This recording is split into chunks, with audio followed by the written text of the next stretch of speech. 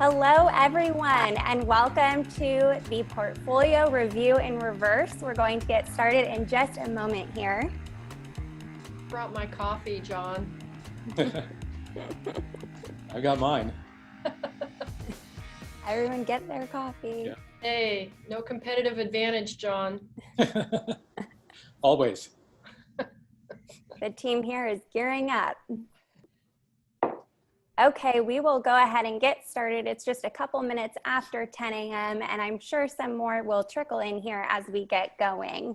But welcome, you are at Portfolio Review in Reverse. This event is brought to you by San Diego Design Week, MiresBall, and Point Loma Nazarene University.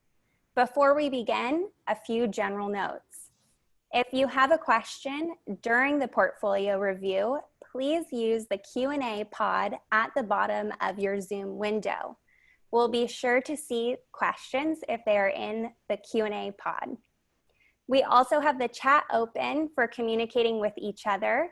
And to get that rolling, if you'd like to win a San Diego Design Week poster, give a shout out in the comment feed now, and the SDDW team will reach out to one lucky winner and mail you a poster. So go ahead and say hello to each other now in the chat feed.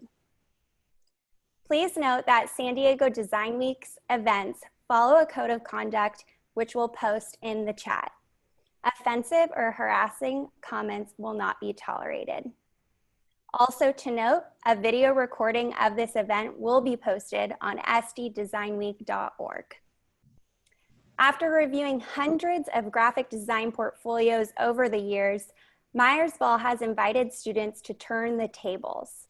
Today, a group of promising young designers from PLNU's Art and Design program will critique brand identity and packaging projects from our 30-year history. We will walk through 3 MiresBall brand and packaging projects, followed by a lightning round of logo assignments. The students will critique and engage in conversation on each one.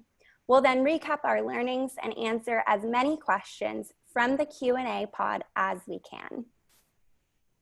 Now, it's my pleasure to introduce John Ball, Principal and Creative Director of MiresBall, and Courtney Mayer, Associate Professor of Graphic Design at PLNU. Thanks, Megan. Welcome to everyone who's joined us today. We're really excited to be a part of this event today and a part of San Diego Design Week. Before we begin, I just want to thank Courtney and all her students for participating and for all their enthusiasm for doing this with us. It's been really cool to work on this with you guys. Also, a huge shout out to Stacy Kelly, everyone at the Mingay and Intuit, who've all worked so hard to make San Diego Design Week a reality. I've been a part of the San Diego creative community for over 30 years, and I don't think I've ever seen anything quite like this. Super exciting. We're honored to be a part of it. And then lastly, and most importantly, I'd like to thank everyone on my team, both past and present, for all of their many contributions to the work you'll be seeing today. Without their collaboration, none of this would have been possible. So it's all the work of many hands here. And now I'd like to introduce Courtney Mayer, my friend, and former intern from way back when, and her class. Yeah, thank you, John. Yeah, hey, we are so happy to be here. We feel very grateful, indebted to you for reaching out to us to participate in this event. Yeah, you know, I started my career 25 years ago with John, allowing me to be an intern with him, and over the years did a little bit of freelancing. But I'm forever grateful to you, John, for giving me a start in the field. And so I've been a design professional for 25 years in San Diego, and eventually worked my way into teaching here at PLNU. And I have been here for 7 years and just received tenure. So I'm really excited about that. Great. And I know we're really all excited to be a part of this event. It's really terrific. So thank you. Thanks, Courtney. And the class today.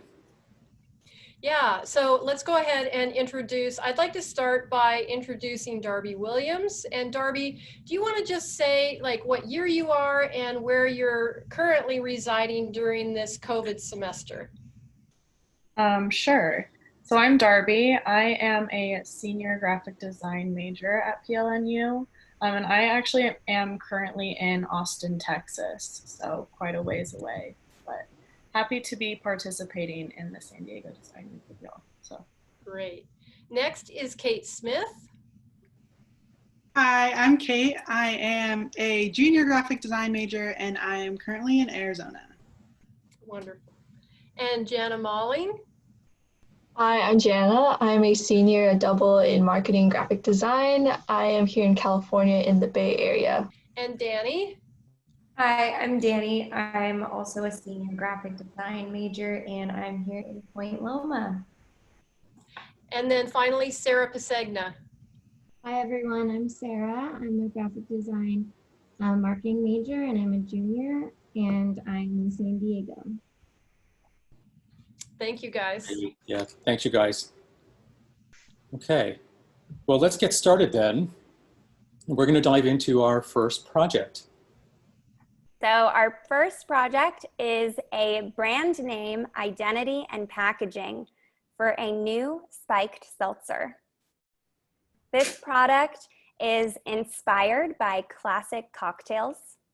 It's full in flavor, but better for you than, let's say, a can of craft beer. And it's at 5% ABV.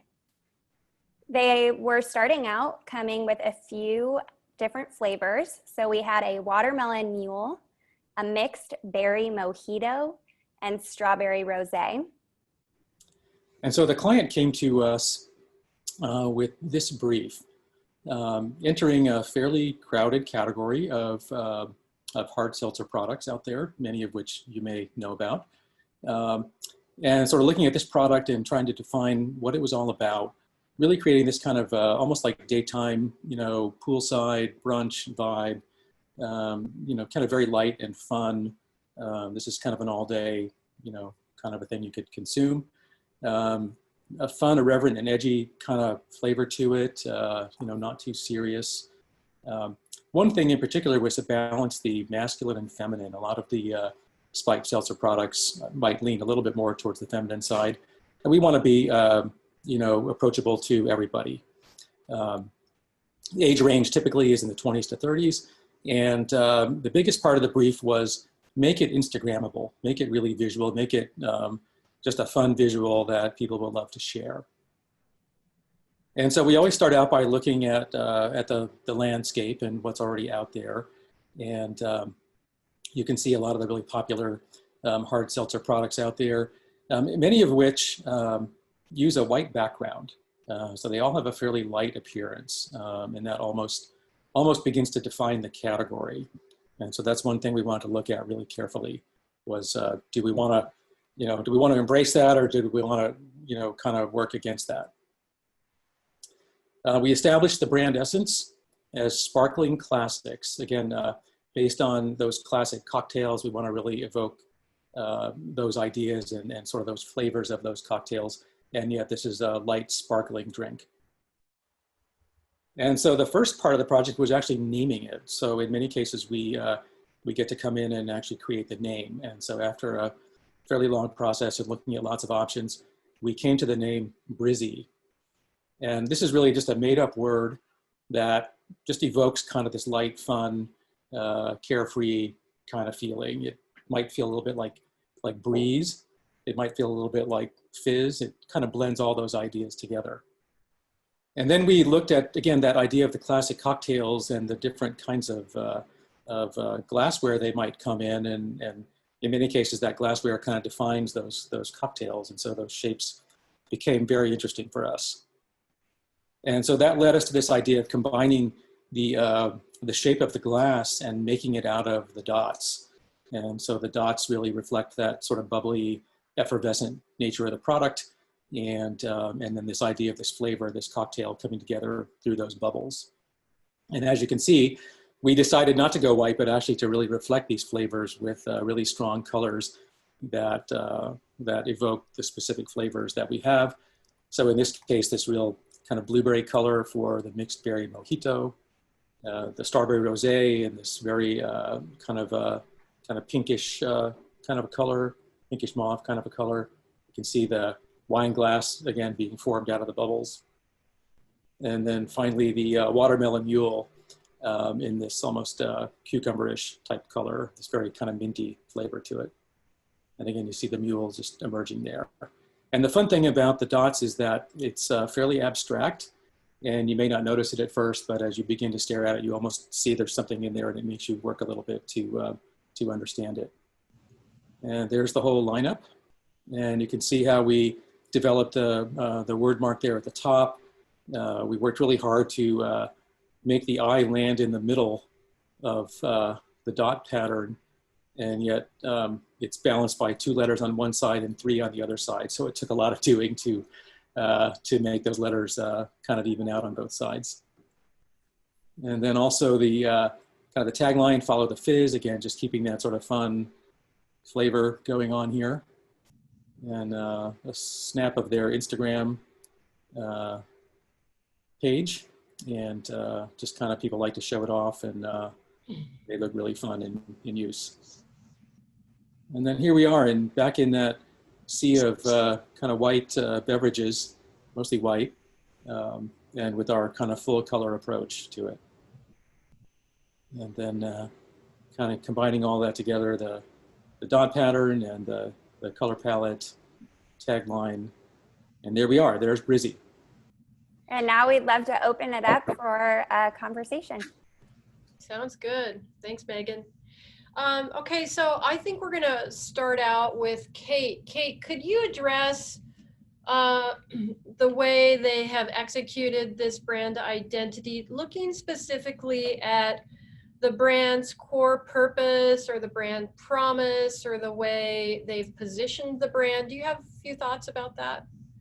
Yeah, so I think that it's like super clear that it is, the brand promise is like a new take on like fresh, fun cocktails, like things like that.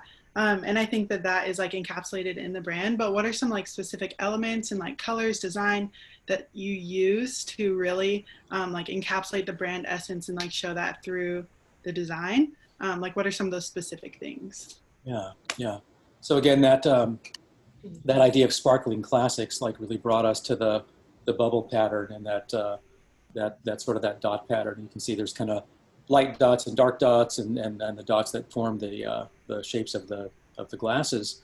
And so really it's an example of, you know, really committing to that idea all the way through, and the dots just go around the whole can, and then forming those glass shapes within the dots. Thank you. Next, I'd like to have Sarah. Can you address a little bit about the target demographic and about the product related to the experience? I'd like to say that I really liked the colors that you chose. I think that they are kind of gearing towards the demographic, like the millennial and Gen Z demographic, because they like the colors, they like to Instagram with it, it's very visually appealing. Do you think that it meets the Gen Z and millennial needs? And is it more appealing to their demographic? Well, I should ask you that question, first of all. I think so, but. I think we tried to have fun with it. We definitely, as you can see, moved away from the white backgrounds. We wanted to just really embrace the full color, both for the kind of the flavor appeal, as well as to maybe bring it into a little bit more of a masculine side, you know, just a little bit, you know, kind of fuller. Not that the colors are super masculine, but just getting away from those pretty white cans, I think was a move in that direction. And so I think in that way, we really wanted to, you know, again, just keep it light and fun and meet the audience. Okay, great. Next, Danny, could you talk a little bit about industry trends related to the product? Yeah, so I think we all know that these seltzers are really booming right now in this industry. And as John showed all of the other cans lined up. So I think my question is just how were you guys hoping to kind of express yourselves differently from all of the other seltzer brands right now? Aside from the visual aspect, lined up, you can tell that the color is one of the main visual aspects that are different because all the other ones are so white. Yeah, thank you. Other than that, visually, what are you guys hoping to stand apart from all the others? Yeah, great question. And I will say the one thing you'll probably notice here is that we're using the kind of the squattier, sort of more classic 12-ounce can, not the real tall skinny can that's become really popular and trendy. I wish I could take credit for that decision, but that really actually came from the retailers. And so pretty much all consumer products that sell at retail need to have buy-in from their retail partners.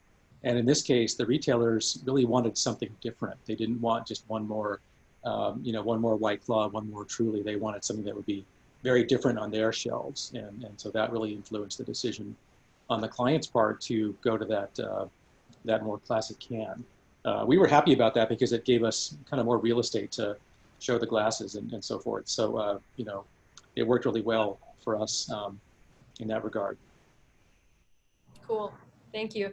Okay, Jana, could you tell us a little bit more or comment a little bit more about the aesthetic decisions related to the what they're trying to visually communicate here? Do you think they met the mark or exceeded it in terms of their aesthetic choices with typography, with color, with shape?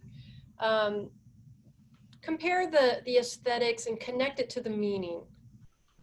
Yeah, I just love their choice of using all those circles, kind of with the effect of repetition for the fizz and the sparkling. I just get that by looking at the can and using the contrast of colors to kind of create that gestalt law of similarity, kind of to get that image out, like the cup or the wine glass, and how that color makes the icon stand out. Now I was just wondering how your choice of colors reflect the brand essence, kind of what led you to those three colors. Yeah. And the shades of those pinks and blues and greens? Yeah, great question too. I have to say it wasn't, once we sort of embraced the idea of the flavors, it wasn't really that hard. In most cases, I mean, the mixed berry mojito was a natural to go to that blueberry color. The strawberry rosé was also a natural to go to that color. I think where we had a little bit more of a challenge was on the watermelon mule because in many cases, that would take you, when you think of watermelon, you think of again, sort of a reddish, kind of a color. But we were afraid that would be too close to the strawberry rosé. So instead, we kind of thought about the watermelon and we thought about kind of what the outside of the watermelon was, and that sort of green color was our way to get back into that flavor. Cool. I think that was a good call. Okay, and finally, we're going to take it over to Darby Williams. Darby, could you give kind of an overarching assessment of the success of this brand identity based on what you've heard so far? Yeah, so I think that you have definitely taken like the iconic, especially now, seltzer and totally transformed it into a unique and like easily recognizable product. I think that especially like bringing in the masculine side to the seltzer, the decision with the small can, I think is brilliant because for me, it like points back to almost like a beer in a way. Yep. So it kind of connects those two elements. And I think that the way that you have scattered around kind of how Jana was talking about with the repetition, but also the different contrasting colors, it like really brings across that like breezy and fizzy and like fun element that the brand is trying to get across. So yeah, I think that my question would be, like, as far as research and collaboration, what do you think was the most helpful in kind of bringing it all together and deciding on the final elements? Yeah, well, we, again, looking closely at the landscape and the competition, but we actually developed, I think, 5 really different approaches to this. And I will say this evolved a lot along the way. And as is typical with most projects, you start looking at some very different options. And it'd be fun one of these days to take a look at what those were too. But we landed on this idea because of the classic cocktail, sort of as that point of difference. And so that really made this, this idea rise to the top, because it really revolved around that idea of reinforcing that classic cocktail visually. And so once we got to this, it was a matter of a lot of looking at like how big the dots were going to be and how far apart they were going to be, and all those little tiny details that go into making it up. And I will say that we worked pretty hard on getting that just right, and just getting all the dots to line up. And even that little dot on top of the I in Brizzy is all in the same dot grid, so everything kind of snaps in really nicely and perfectly. Speaking to that grid, I'll pull in a question or a comment here from the comment feed from David 80. He said, "Love the kinetic illustration with the dot pattern." Great. Thank you, Dave. Okay. Anything else on this one? I just want to say one last thing, and that is that I really love how you have been able to pull out the distinctions of this brand identity to help differentiate and separate them from the competition. And it's like, you guys just did the opposite of what everybody else is doing. And I think, the outcome is brilliant and meets the needs of the company and the target market. And I think will withstand the test of time. So great job. Yeah, thank you. Thank you. It was a lot of fun. Thank you, Courtney and team. And I just want to note for all the attendees as well that are asking questions in the question box, thank you for doing so. And we will be coming back to these questions at the end. So keep them coming, and we will be addressing each of them at the end as best we can. Thanks. Okay. Well, let's dive into the next one. So our next project here is a packaging update for a 3-tiered family of microphones. This includes microphones for every experience level and budget. The 3 tiers are PGA, which are perfect for starting out. The SM line, this is a working workhorse microphone for working musicians. And then Beta for high profile artists and venues. And these products are tailored for vocals and instruments. So a lot going on in this product line. And we'll start off with actually the brand essence of the brand. And the company's name is Shure. And they're just a great company that's been around for almost 100 years and are really well known in the audio world, around the world. And their brand essence is legendary performance. And that really speaks to both the quality and performance of their products, but also the presence of their products in all these amazing moments in history. And almost everybody has, seen a picture of Elvis with a Shure microphone, and you almost see a Shure microphone every day somewhere in all kinds of situations. So just a brand that's embedded in our culture.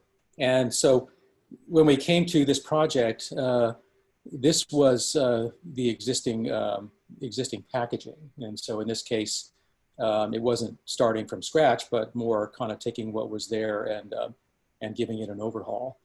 And so you can see with that idea of legendary performance and that really rich history and participation in our culture with their products, these didn't really speak to that.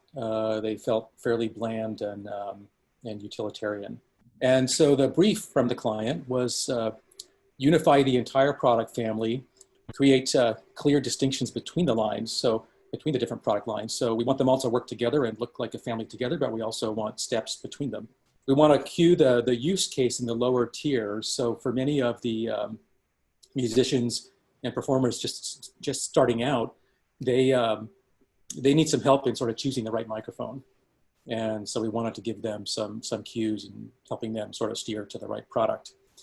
And then lastly, but probably most importantly, we want to really reflect that brand heritage and authenticity. And so here's our first one. So this is the PGA family. This is for that musician just starting out. And so we're giving them some cues with little props and things in the photo. So we've got a little bit of a tambourine there on the side, a little bit of a mic stand there, and then just a really strong color read there with the background, the blue carpet background. And so taking that idea of this very rich, colorful, evocative with some props, we then extended that out to the entire family of microphones. And so you'll see there's microphones for drums and instruments, different kinds of instruments, guitars and things. And so in each case, there's a little bit of a prop. There's some drumsticks. There's a piece of a saxophone. There's cymbals. There's a bit of a guitar. So we're always giving a little bit of a cue in terms of what this microphone is meant for. And then beyond that, we're also using color to differentiate the three different use cases here. So the drum microphones are generally with a gold background. The instrument microphones are generally with a green background. And then the vocal microphone is with a blue background. So then we move up the ladder and we come to the SM line. This is your workhorse musician. This is touring around the country, touring in bands, and just kind of the working musician, and a workhorse microphone for the working musician. And so in this case, it was a little bit more, I want to say documentary in the black and white photos, really evoking this kind of gritty world that of kind of clubs and, dive bars and things like that, where a lot of working musicians play. And then so extending that out to the rest of the line, we felt less need to cue the use case because these folks, kind of know what they're doing. But we did want to evoke a little bit of the environment in which they kind of are working and kind of, applying their art in these environments. So you'll see, road cases and amps and guitar cases and all kinds of things that we're photographing the microphones on. One of these, the SM27 is on a recording console. You'll see the SM7B on there's a radio microphone for radio stations and things like that. So you'll see that with that kind of foam soundproofing. And so really just, again, evoking the environment in which these microphones might live. And then lastly, the Beta family. And so in this case, these are super, high tier performers. They're playing in big venues. They're probably traveling on tour in, fancy buses and even jet planes. And so they really, they know what they're doing. They've got folks helping them. And so in this case, we really just want to evoke the super, precision of the audio quality. We want these to look almost like a little bit of jewelry, or a little bit, kind of flashy. And so you can see here, we just made them all the same, but just really, working into that background that just shows this very kind of detailed, reflective pattern that evokes that really crystal clear sound. And then so the before and after. And so before, fairly neutral or fairly, bland presence to it. And then the after, kind of a really rich story for each different audience. And then all of those, I think, in different ways, speaking to that idea of legendary performance. And with that, we'll open it up. Great. Thanks, John. Okay, I'd like to start again with Kate and have her talk a little bit more about the core purpose, brand promise, or positioning. Okay, yeah, so I think that the design is done really well on the packaging. It's super sleek and bold. And I think the use of just like the word mark and pretty much an image or picture of the product works really well to do that. And so I think that it really speaks to like the aspect of legendary performance. And I think like how you talked about how this microphone is in our culture and history, and it's just kind of everywhere we see it. It kind of does already itself, the product stands out like against maybe competition or like other brands that are in this category. And so I'm kind of thinking more along the lines of like in the design, how like what are the unique points of difference that you used in this design to make it also match the product and standing out against its competition. Since we didn't really get to see a whole lot of its competition, like what are some of the specific parts of this that do like stand out against others?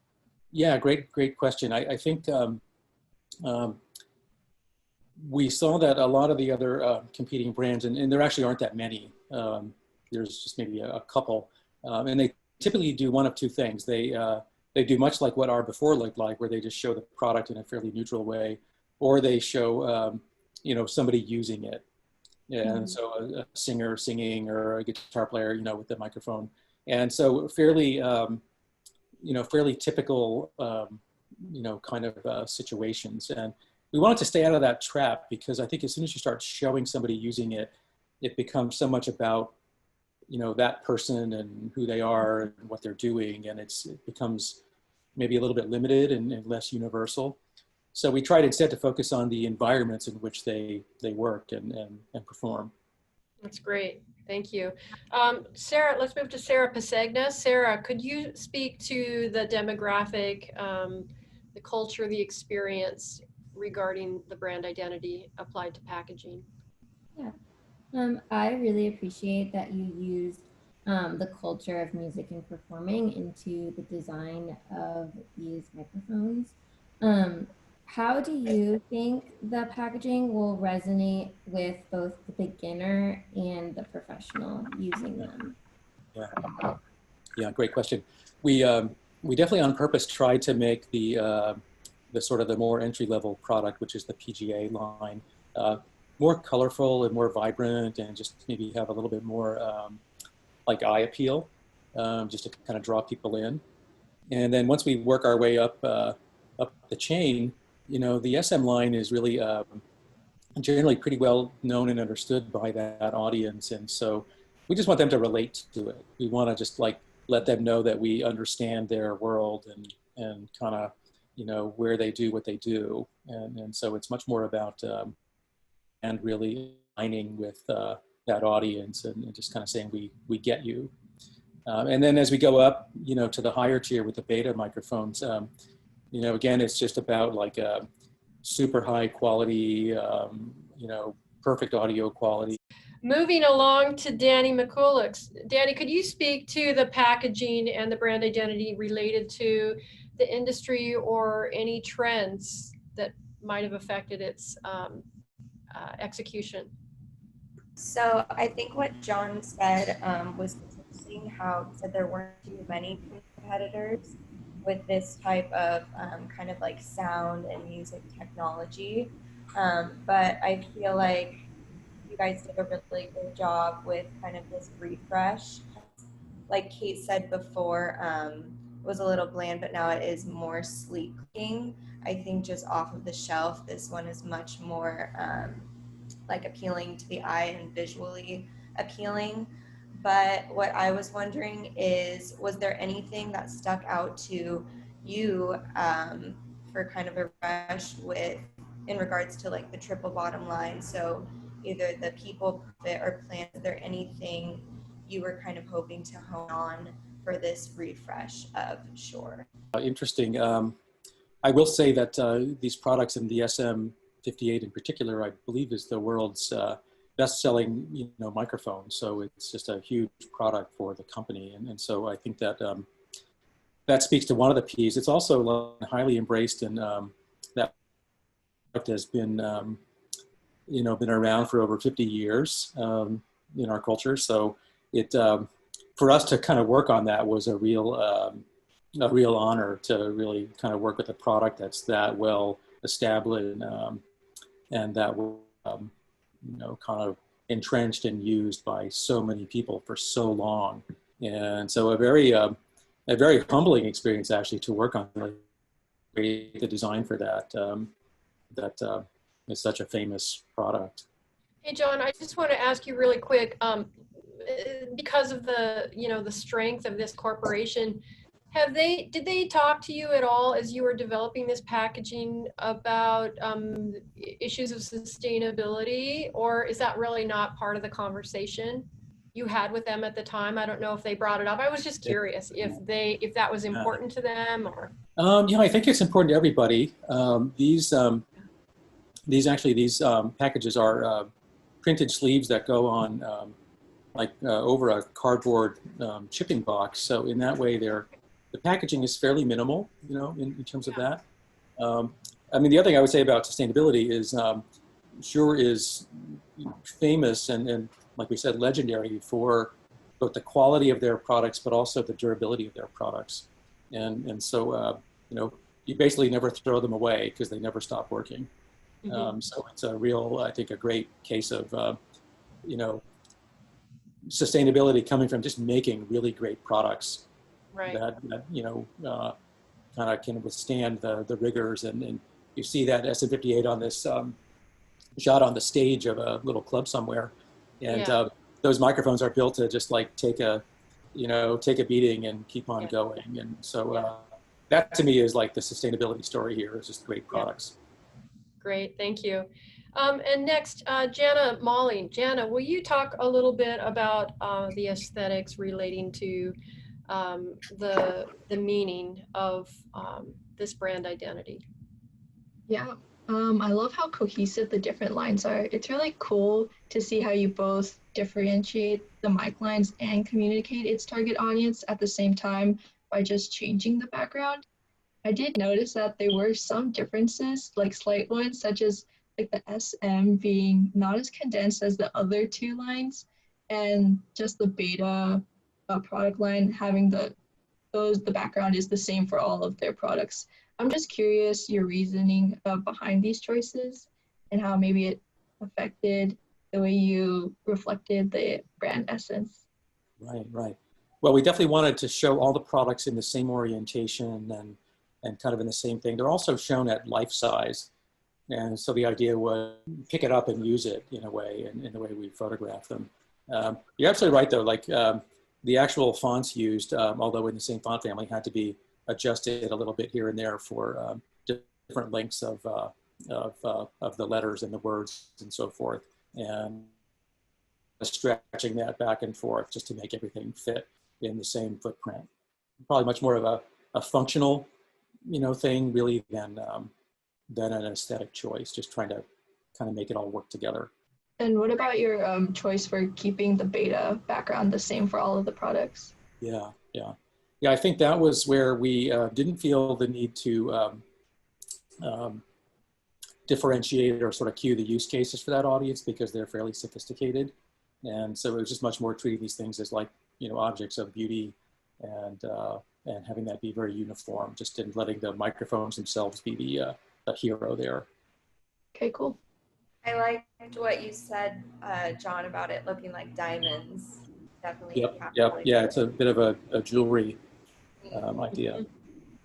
And finally, let's wrap it up with Darby. Give an overall assessment of the brand identity applied to packaging here. Yeah, so I think that one thing that stands out the most to me is how you like really focused in on each specific audience for each level of microphone. I think that really points back to what the brand was wanting you to do for them, is to,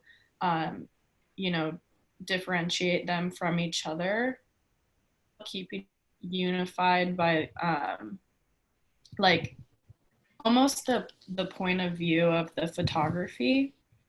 So I think that you guys have done that really successfully. And I think that you've also really made the brand more like modern and appealing to current audiences. I think before it looked really, really dated. So yeah, I just pat you guys on the back for that, I guess. Yeah, Thank you. Yeah, I think we really wanted to inject a lot of story into all of these. And each one kind of has its own kind of a storyline. Yeah, for sure. Great. To pull in a little bit from the chat, can we go back to the before and after? We have a note from Cindy Santana. I love the creativity behind the new microphone packaging. It's a huge upgrade from the old packaging. And from Ronald Whistler, really liking the flattened logo in comparison to before. Great. Yeah, good comments. Yeah, Okay. and finally, John, I want to just add one more point, and that is that overall, I think you guys did a really great job of creating visual hierarchy and overall design, a compositional structure within this invisible grid that's very consistent from product line to product line that kind of also holds it all together really nicely. So great job. Yeah, thank you. Thank you. Okay, let's jump into project number 3. Great. Project number 3 is a brand name, identity, and packaging for a spirit barrel aged wine. This product was made from non-traditional winemaking, combining different wine varietals with different spirit barrels, whether it be rum, bourbon, or tequila. And that creates a really big, bold flavor. And so the brief from the client, first of all, came to us, and the original brand name for this was Mission X. So Mission X Wines. Really wanted to break away from the pack.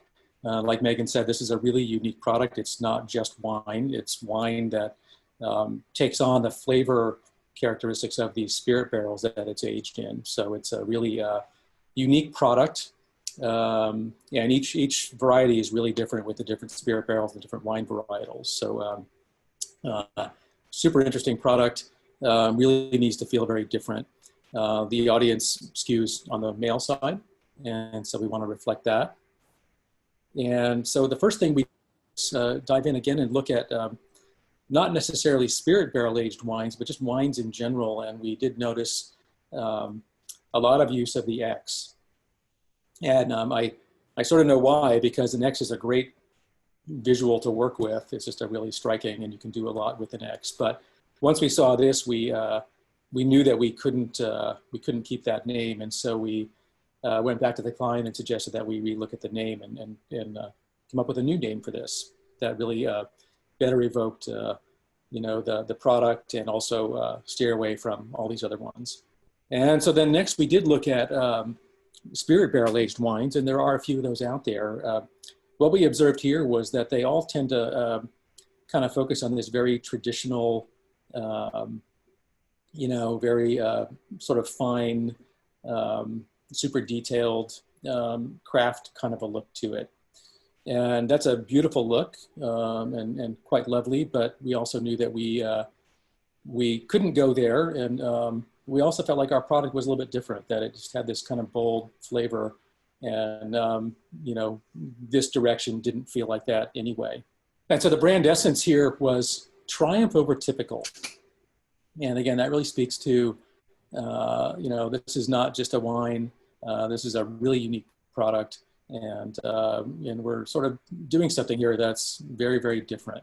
And so we're kind of winning this battle against like average and typical and mundane. And so the name we came up with was Barrel Riot. We really wanted to bring in the idea of the spirit barrels, but also, create this idea with the word riot that like something different was going on here. This was, this was edgy and there was excitement here and something really different. And so the other thing in our research that we discovered was that in the process of creating a spirit barrel, they actually set a fire inside of it and they burn the inside of the barrel. And that's how they seal up all the wood. So it all kind of seals together and the liquid doesn't leak out of it. And so once we saw that, we immediately knew we had our logo right there. That pretty much nailed it for us. And so it's just a matter of creating it into a logo type and drawn up like that. And really evoking those flames coming out, which again supports that barrel riot idea. There's something going on in there that's really fun. And then the typography, looking for something again that felt really, really bold and had a lot of flavor to it in the letters. And so you see this font just has a lot of character. It's got kind of a sharpness to it. And we actually took the font and then we squeezed it even more. So it felt even more like compressed, and that there was a lot, like a lot of flavor squeezed into this. And then put that on the wine label. And again, we took that idea and you know, made the type as big as we could on there, because again, the flavor is just bursting out of this. And so we really wanted that to be evident there. And just a really rich color palette, and let those flames be the kind of that one little accent color that really pops. And then a little detail of the back of it. We took that idea of a triumph over typical and wrote a little story around that. And then the whole line. So each one of these is a different wine varietal, aged in a different spirit barrel. And so the rich color scheme really speaks to, you know, kind of each different combination that's going on here. And just that little icon on the top of the cork just kind of tells you when you open it up that this is something. And then here's how we stack up with other spirit barrel aged wines. And again, I think the stronger use of color really evokes that flavor. Beautiful. Let's start off again with Kate, and Kate's focus will be on, again, the core purpose, the brand promise and positioning, and maybe talk a little bit more about the name and tagline. Yeah, so I do think that it really stands out against its competition. I think that the name combined with the type you used and the colors, and even the pictorial icon, I think that those all work really well together to stand up against a like traditional, like kind of Western feel, like very classic product. So I think that that works really well, and differentiates it a lot. I also think like the story kind of behind the name and tagline, the barrel riot kind of speaks to like the history and the culture of the product and what you use to do that. And you talked a lot about like the masculinity and the audience kind of that. So my question is kind of how were you able to position the brand in the market while like maintaining this like masculine appeal, but also being approachable, and using the tagline to kind of like influence that? Yeah, great question. Let me go back to that. I mean, in a way, if you look at the competition, they're probably more masculine than we are. And so in that way, we've sort of peeled back some of that a little bit. And I think that, you know, that big bold type, if you're looking for flavor, no matter who you are, and you're looking for a really rich, different flavor experience, then that big bold type kind of just, I think, speaks to you. Great. Okay, let's take this next question for Sarah. Sarah, could you hone in a little bit more on maybe the age of the demographic, the culture and the experience? From what I've seen, I'm not sure what the demographic is specifically, but I think it's more for probably millennial and Gen Z, like the seltzer. I thought it was really intriguing that you used the culture of creating this spirit wine, and you brought that into the logo, and then you even brought that into the cork, which is really cool. I don't think others have done that. And then my question is, does this design evoke the desired emotions the company came to you with? Yeah, I think the overarching, I think, goal was just this idea of like just full of flavor, just bursting with flavor, like it almost like escape the bottle. And we're really trying to evoke that, almost like that emotional feeling in this. Great. Danny, could you talk a little bit more, or talk to issues of the industry and trends in the industry? So first of all, I love this design. I think it is so fun and just complex. And I think for this industry, it really does a good job of kind of encapsulating both like a classy wine, especially with like the design of the traditional wine bottle, but also bringing in this how it's like a non-traditional barrel made wine, the spirit barrel. And you can automatically tell that just from the packaging, which I love. And I see where the direction was going with the design, but I was wondering if there were any trends happening today that kind of influenced it. I noticed it was like a little bit of a modern take compared to some of the other spirit barrel bottles. So yeah, just trends happening right now that kind of influenced or inspired you guys on that. Yeah, you know, again, a very strong like craft feeling in a lot of the other products there, and we knew we couldn't really, you know, go there. That wouldn't be the right idea, and we had other goals anyway to really evoke the flavor. But you will see in some of the detailing, you know, there's this kind of gritty feeling, and we did sort of try to bring some things into it that took a little bit of that sharp edge off and made it a little bit more, a little warmer. And we didn't want it to have this, you know, any kind of a cold or clinical feeling to it. So while modern, I think we tried to keep it warm and approachable and just not too perfect, I guess, if you will. Next, moving on to Jana. Jana, could you touch base a little bit more on aesthetics related to meaning and brand coherency of the look and feel of this product? Yeah, I just love how the design breaks away from the competition with their super fine kind of detailed craft look, especially when you put it in that lineup, it just really stands out.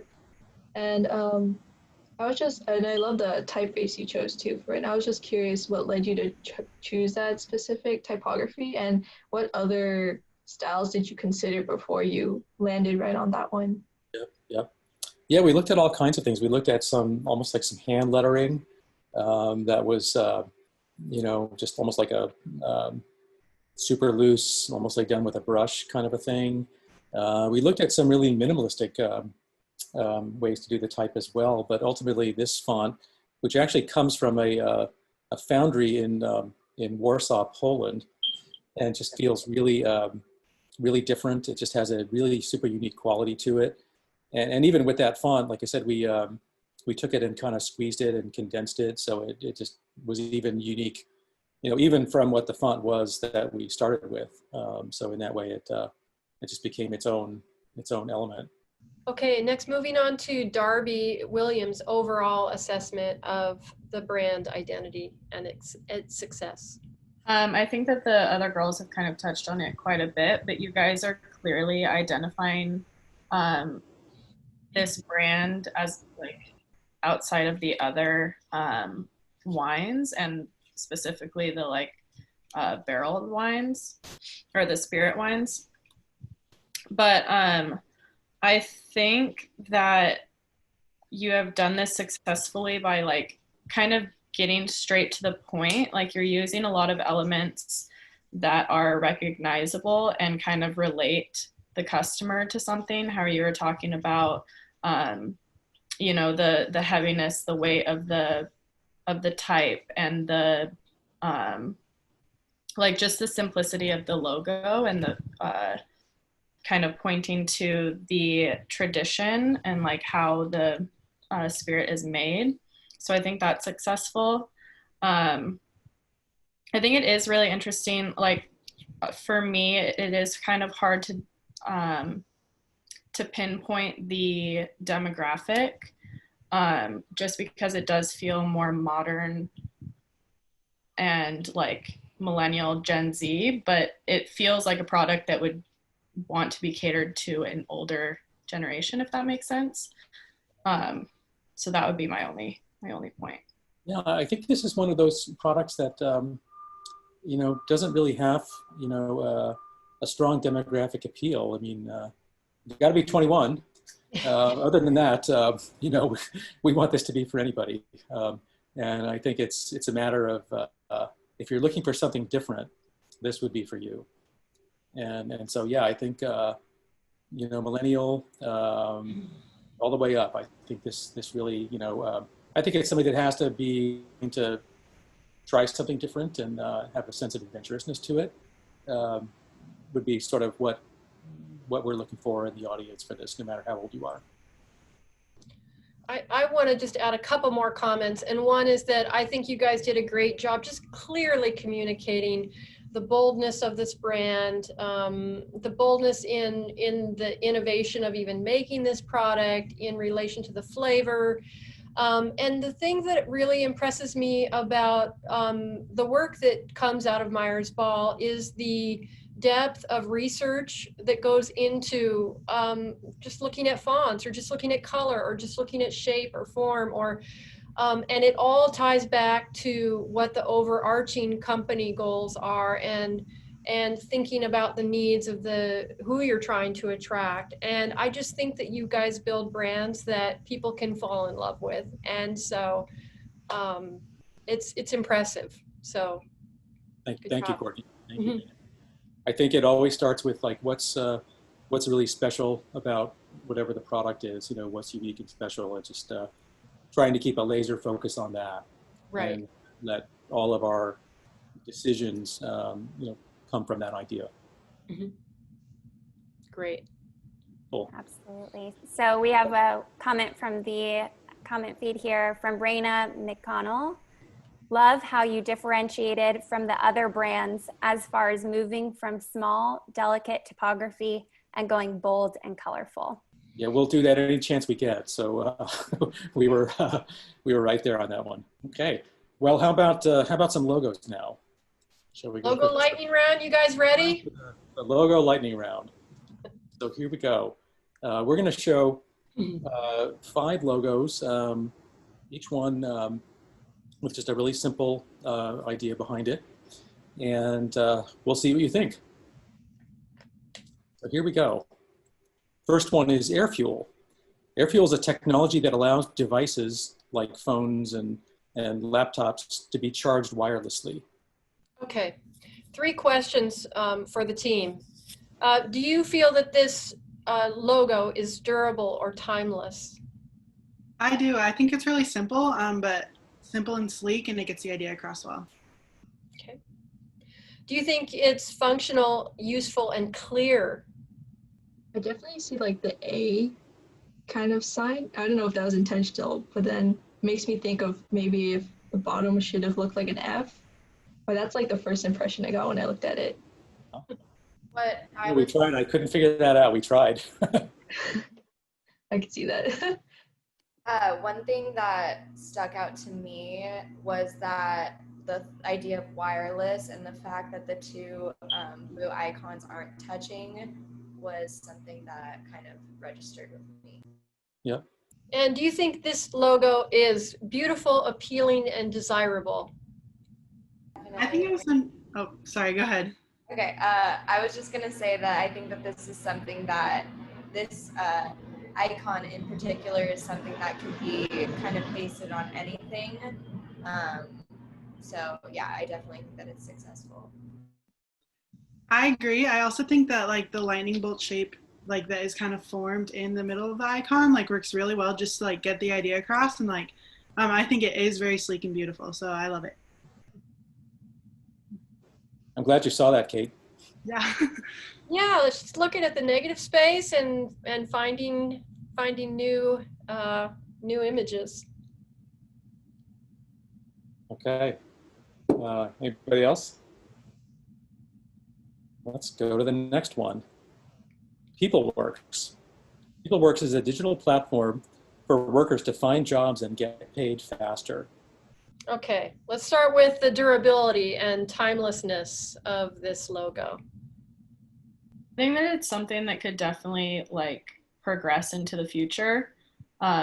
Maybe just like small tweaks and changes as, you know, different trends come through, but I think that it's pretty universal. I'm hesitant about the word timeless only because to me it really does look like an app. I think just because of the curvature on the corners. And so, I mean, I'm sure that this will be an application on an iPhone or, you know, or phone, but yeah, right now I'm just thinking that it can be an app. So I don't know if that would like change in the future. But Yeah. Okay. Okay, let's speak to functional, useful, clear. I think it is very clear. I think like I immediately thought digital just because like it does look like it could be an app icon, but it also looks like key on a keyboard, and it's like you can see the people in it. So I think it like combines all aspects of the idea of the platform. So I think it is functional, and you can use it on like a banner or like I said, an app icon, but it's just very simple, which works well. I like how it looks like a person, and then like the arrow is going towards something. So it's like the person is going towards finding what they are looking for. So I think that it is pretty clear and functional. Awesome. Christy White is an accounting firm specializing in school district audits. All right, let's start with the durability and timelessness of this. I think if Christy White wants to stay in like the school district audits, then it would be timeless. But then if she wants to like venture out into something else or something happens, I don't think like, the pencil, because the pencil is what is what's reading school to me. So just that's the question. I agree with that. I think it is like timeless. It brings in like the classic like wooden pencil that we all associate with school, but then also like a very formal like bold font to like I think that like speaks accounting. But I do agree that if it were to like go in a different direction, then it would need some changes with that. Okay, let's move to clarity, functional, useful. If you imagine this across different brand touch points from the digital space or print or the built environment, you think it's solid? Okay, great. And finally, do you think this logo is beautiful, appealing, and desirable? I really like how when you first see it, you already get the idea of like kind of the pencil or the pen, and just kind of clearly communicates that with just a simple kind of triangle to the side. And I feel like that works with things. If you see it from far away or even close up, it already communicates that idea. I like how simple it is, going off of what Janice said, the fact that it is just a triangle that makes us associate it with looking like a pencil, and also because of the color that's being used. And additionally, I think it does a good job of combining this like the bold text that kind of communicates that it's like an accounting firm, means business, and then also the playful triangle that indicates that it's a pencil. So that's good. John, one last question. Could you tell us a little bit more about the color choice of this logo? Was this a personal choice that the client said, I have to have these colors, or were you thinking more about as it relates to accounting or as it relates to school? Or tell us a little more about that. Yeah. So yeah, Courtney, I think you hit on the color aspect, and we did do quite a bit of work on fine-tuning the color here. We looked at lots and lots of shades of blue. Colors really evoke certain things for people, and it's a very personal thing. And Yeah. people might have some echo of, a college or a sports team or any number of things that sort of comes into it. So that's one reason why we always start a logo in black and white and sort of work to get the basic idea down before we bring color into it, because that can just take us off in a million directions. Great, thank you. Okay, we got two more in the lightning round. BoomCloud 360, software that gives any headphones a fuller, more dimensional sound. Okay, let's start out with durability, timeless aspects. I think something that makes it timeless is the fact that it's only black and white. It's just a standard icon that is like. Let's speak next to the clarity of this logo. Do you think it really encapsulates this feeling of dimensional sound?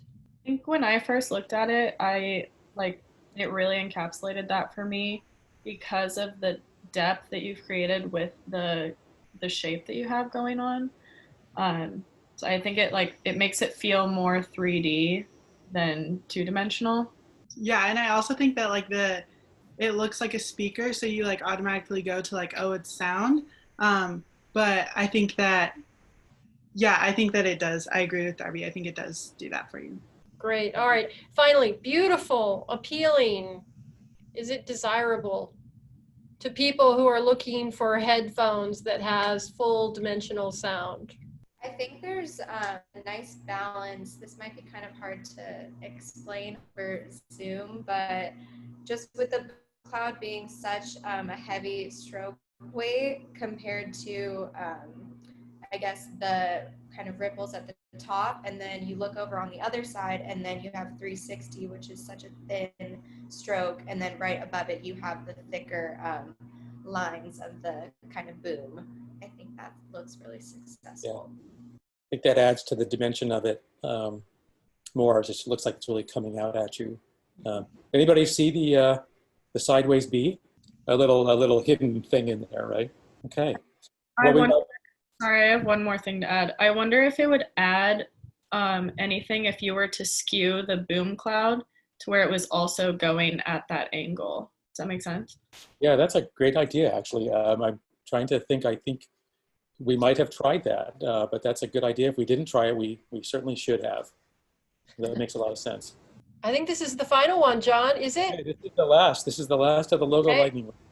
And so here we have Lofta, a disruptive startup that clears the path to sleep health.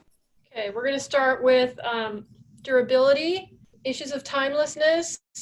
I think the like colors in the font choice really like add to like this like comforting kind of aspect of like what this should be. Like when you think of sleep, it's like this comforting, like soft kind of feel. So I think that that is something that works well in terms of timeless. So yeah, I agree. Okay, let's move on to clarity of the message, functionality. Is it useful? Do you all understand what this logo is for? First saw it, I kind of see like the L and then the way it's placed in that square. It kind of reminds me of like a bed, seeing it from a side view. So that kind of communicates the whole sleeping part to it. Okay, let's move on to beauty. Is this logo beautiful, appealing? Do you think it would be desirable for people who are looking for a product like this?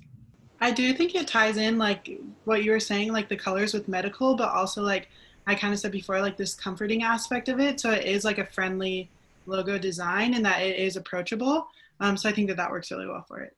I agree that the like colors and also the line quality of the typography and the extended L make it more appealing. Yeah, it seems like it would appropriately fit in that industry. It would be fun to see it compared to other brands. Any other comments? Okay, well, I just had one comment, and that is just really to Kate and Danny and Darby and Jana and Sarah. Just thank you so much for your perceptive comments. You guys have great feedback and great comments, and super exciting to see you guys kind of starting your journey as designers, and hope this was sort of a good step along the way. But I can tell from your comments that you guys are eagle-eyed and really looking at things, and you're seeing all the right things here. So thank you so much. Thank you. Yeah, thank you. Thank you. Yeah. Great. This has been an invaluable experience, I know, for them. And so we're just really pleased and grateful to you. Thank you. Thank you, Courtney. Thanks to all of you. Thank you. Thank you, everyone. And before we get into a few questions and answers here, we've selected a winner for the poster contest, for the SDDW poster contest.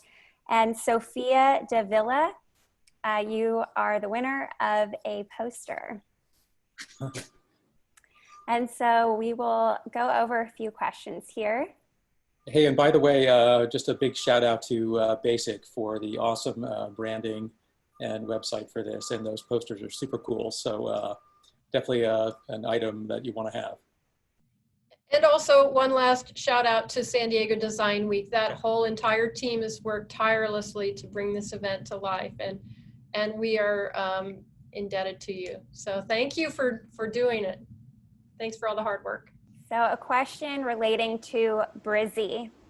When you were presenting to the client, did you have to present each item individually or as a whole? Brand name, identity, and can designs.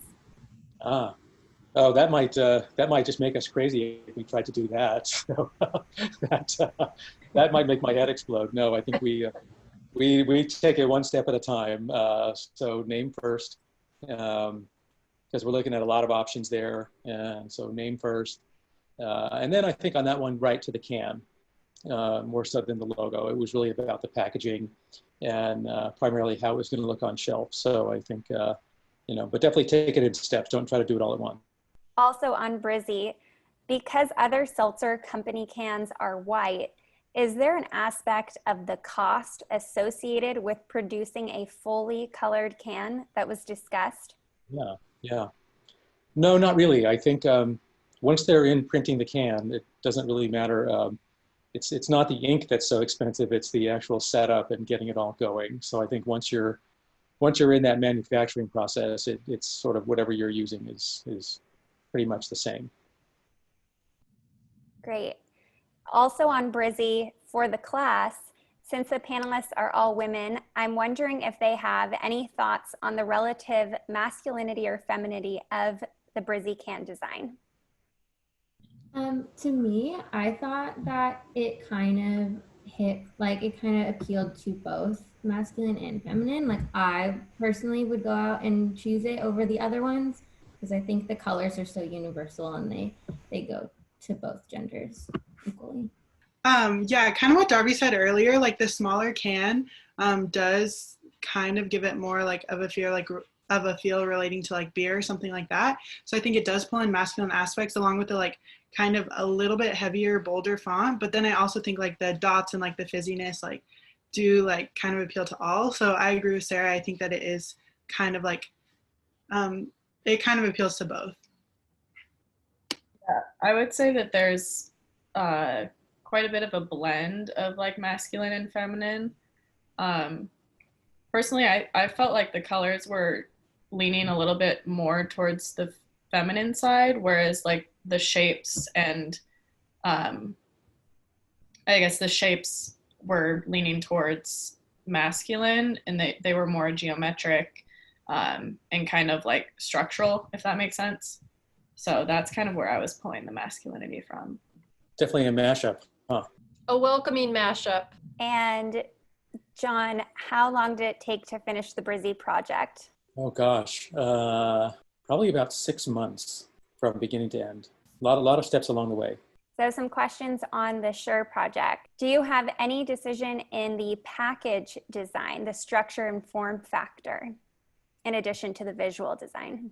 Yeah, typically not, especially in that case. What they're really looking at is from an engineering perspective, what's going to protect the product, what's going to, make sure, nothing gets damaged, and a lot of functional considerations there.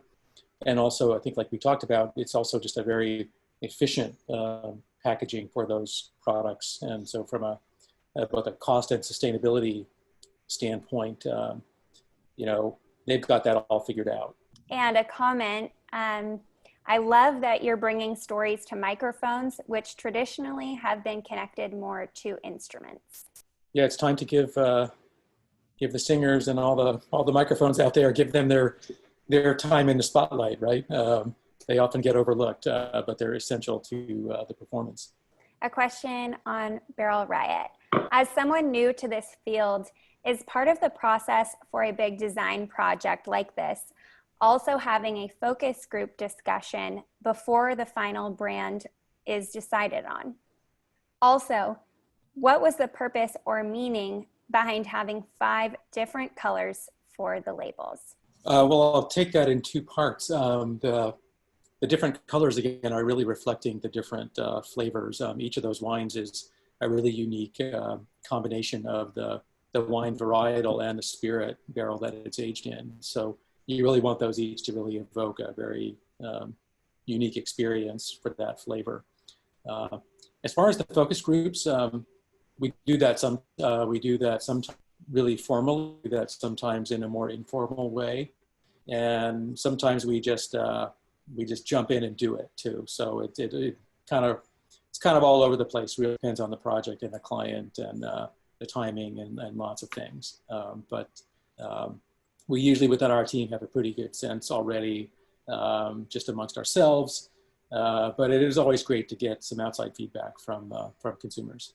And our last question as we wrap up here, how do you get on common ground in terms of aesthetic with the client? Well, gosh, that's always a challenge. But I think if you kind of maintain a focus on what's unique and special about that product, if you really keep a focus on the brief and what you're trying to accomplish, then you've got a good shot at getting that common ground. Try not to make it an aesthetic discussion first. Try to make it about solving the problem first, and then let the aesthetics come in and support that.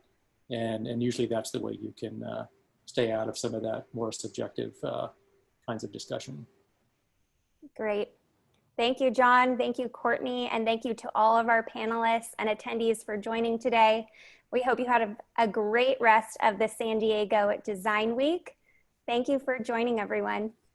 Thanks, everybody. Thanks, everybody. Thank you. Bye-bye. Bye-bye. That was fun, guys.